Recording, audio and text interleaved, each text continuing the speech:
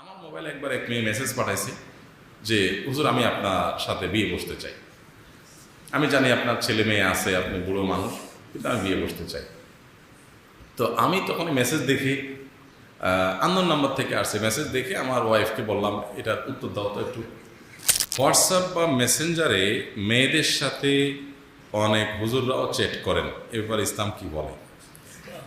মেয়েদের সাথে চ্যাটিং, আলাপ সালাপ, এটা যদি খাজরিয়া আলাপ পর্যায়ের হয় তাহলে হুজুর করলে সেটা জায়েজ হবে না, বরং গুনাহ আরো বেশি হবে। নেক্সট শুরুতে ধোকা আসে। এখন একটা বাইরে হচ্ছে দিনী বোন, হ্যাঁ, দিনী বোন দিনী ভাই, একটা হলো জরুরি কিছু জিজ্ঞেস করলো, উত্তর দিয়ে দিলেন, শেষ, খাজরিয়া আলাপ করলেন না। কিন্তু মনে রাখবেন, এইটুকু কাজ করার জন্য যে আত্মনিয়ন্ত্রণ ক্ষমতা দরকার, ওইটা আপনার আছে কিনা। যদি না থাকে, আপনি মনে মনে মন কালা খাওয়া শুরু করে দেন, তাহলে আপনার জন্য এই জগতে যাওয়াই জায়েজ নেই।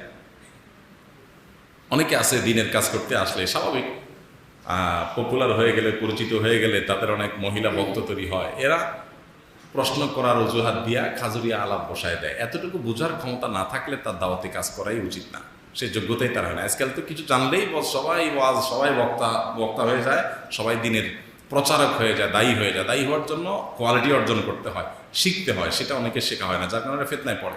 নবী করিম সাল্লাল্লাহু আলাইহি সাল্লাম বলেছেন, আমার উম্মতের জন্য মেয়েদের চাইতে বড় ফিতনার কিছু আর কিছু রাখি না। ফিতনা মানে কি? ফিতনা মানে হলো ইমানদারদের ইমানের জন্য পরীক্ষার বিষয়, তাকওয়ার পরীক্ষার বিষয়, যে নারী গঠিত বিষয়ে তার জন্য বড় টেস্টের ব্যাপার, অ্যাসিড টেস্ট। এই অগ্নি পরীক্ষা নারীদের চাইতে আর কোনো কিছু দিয়ে রাখা হয় না। অর্থাৎ এই এক জায়গায় স্লিপ করে মানুষ সবচেয়ে বেশি। সো যারা দাওয়াতের কাজ করবেন তারা তো আরও সতর্ক থাকতে হবে। মেয়েরা ইটিস পিটিস আলাপ শুরু করলে আর উনি জমে গেলেন, এটা হয় না। আমার মোবাইলে একবার এক মেয়ে মেসেজ পাঠাইছে যে হুজুর আমি আপনার সাথে বিয়ে বসতে চাই। আমি জানি আপনার ছেলে মেয়ে আছে, আপনি বুড়ো মানুষ, কিন্তু আমি বিয়ে বসতে চাই। তো আমি তখন মেসেজ দেখি, আননোন নাম্বার থেকে আসছে, মেসেজ দেখে আমার ওয়াইফকে বললাম এটার উত্তর দাও তো একটু। তো বেচারি মোবাইলটা নিয়ে প্রথমে চ্যাটিং করলেন, তোমার বয়স কত, কি? তো বলল যে এসএসসি পরীক্ষার্থী। এসএসসি পরীক্ষার্থী বলে, এসএসসি পরীক্ষার্থী, তোমার বয়স তো অনেক কম, আর এই বেটা তো বুড়া, সে এখন নানা হচ্ছে, তুমি তার সাথে বিয়ে বলবো? পাগল হয়েছে তুমি? তখন ও বুঝে ফেলছে যে এদিক থেকে অন্য কেউ। তো আমার ওয়াইফ একদিন ফোন দিছে, ডাইরেক্ট কল দিছে। কল দিলে সে ধরছে, ধরার পরে সে তো ভয় ধরছে যে বোকাঝোকা দিবে। আমার ওয়াইফ বলে যে দেখো, তোমার একটা সুন্দর ভবিষ্যৎ আছে, এই ভাইরাল হুজুর দেখে তোমার বিয়ে বসতে হবে, এটা শয়তানে তোমার মাথা ঢুকাইছে। তুমি যদি মুত্তাকি পরেজগার কোনো ছেলের কাছে বিয়ে বসতে চাও, তোমার বিয়ের সময় হলে, তোমার অভিভাবকরা সম্মত হলে, তুমি এসএসসি পরীক্ষা দিচ্ছ, তোমার যথেষ্ট ভালো বয়স হয়েছে, অভিভাবকরা যদি সম্মত হয় তাহলে একটু সময় নিয়ে খুঁজতে থাকি, আমরা তোমাকে সহযোগিতা করব। ভালো দিনদার ছেলে কীভাবে পাওয়া যায় আমি ওনাকে বলবো, উনিও খুঁজে দিবেন। তো সুন্দর করে বুঝাই দিয়েছে, দেখো এগুলো বয়সের ভ্রম, একটা বয়সের পাগলামও থাকে, এরপর একটা সময় মানুষের চোখ কান খুলে যায়, তখন মানুষ ভুল বুঝে। তোমার এগুলো করা উচিত না, তুমি আল্লাহকে ভয় করো। তো তুমি তো অন্যায় কিছু বলো না, তুমি বিয়ে বসতে চাইছো, এটা তো গুনার কিছু না। কিন্তু আর বিয়ের জন্য এইভাবে না, তোমার বাবা মাকে কারোর কাছে প্রস্তাবের জন্য পাঠাবা। আর এই বুড়া টুড়া না, তুমি ইয়াং মানুষ, ইয়াং দেখে করবে। তাকে সুন্দর করে বুঝাই দিছে।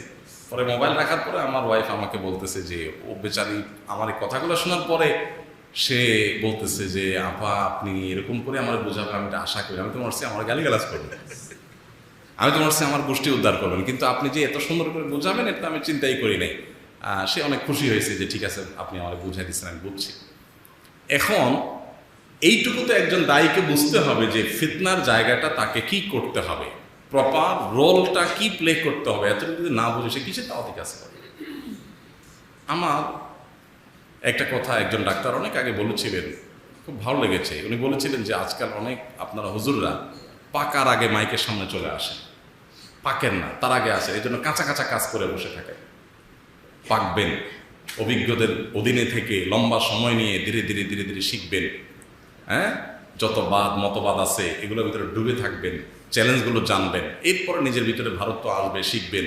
আস্তে আস্তে আপনি ইন্টার্নি শুরু করবেন, এরপরে মূল প্ল্যাটফর্মে আসবে। আজকাল দেখা যায় সবাই আমরা ওয়াজ মাহফিলের বক্তা অথবা আপনার দায়ী হয়ে গেছি। যাই হোক, আমরা কেউই পরিপূর্ণ না, কিন্তু শিখতে হবে এবং শেখার মানসিকতা থাকতে হবে। আল্লাহ আমাদেরকে তৌফিক দান করুন। সুদী ব্যাংকের শিক্ষাবৃত্তি নেওয়া যাবে কিনা? সুদী ব্যাংক যদি শিক্ষাবৃত্তি দেয় তাহলে কোনো শিক্ষার্থী সেই শিক্ষাবৃত্তি গ্রহণ করবেন না। সুদী ব্যাংকের শিক্ষাবৃত্তি একজন ইমানদার গ্রহণ করবেন না, বরং সেটাকে বয়কট করবেন, বর্জন করবেন এবং কষ্ট করে প্রয়োজনে নিজে টিউশনি করে নিজের শিক্ষার খরচ চালাবেন। তারপরেও সুদী ব্যাংকের শিক্ষাবৃত্তি গ্রহণ করবেন না। অনেক সুদী ব্যাংক আমাদের শিক্ষার্থী ভাইদেরকে সুদী ব্যাংকের উদ্যোগে তাদের বিভিন্ন শিক্ষাবৃত্তির অফার করে, এগুলো আমরা গ্রহণ করতে যাব না এবং চেষ্টা করব নিজে নিজে কিছু করার জন্য। আসন্না ফাউন্ডেশন থেকে আমরা শিক্ষাবৃত্তি ঘোষণা করতে যাচ্ছি ইনশাআল্লাহ খুব শীঘ্রই। আমরা হয়তো সারা দেশে লাখ লাখ মানুষকে দিতে পারবো না, তবে ইনশাআল্লাহ আমরা চেষ্টা করব যত বেশি সংখ্যক শিক্ষার্থীদের শিক্ষাবৃত্তি দেওয়া যায়। সেটা হয়তো প্রথমে মাদ্রাসা শিক্ষার্থীদের, পরে ধাপে ধাপে স্কুল কলেজের শিক্ষার্থীদেরকে আমরা দেওয়ার চেষ্টা করবো ইনশাআল্লাহ।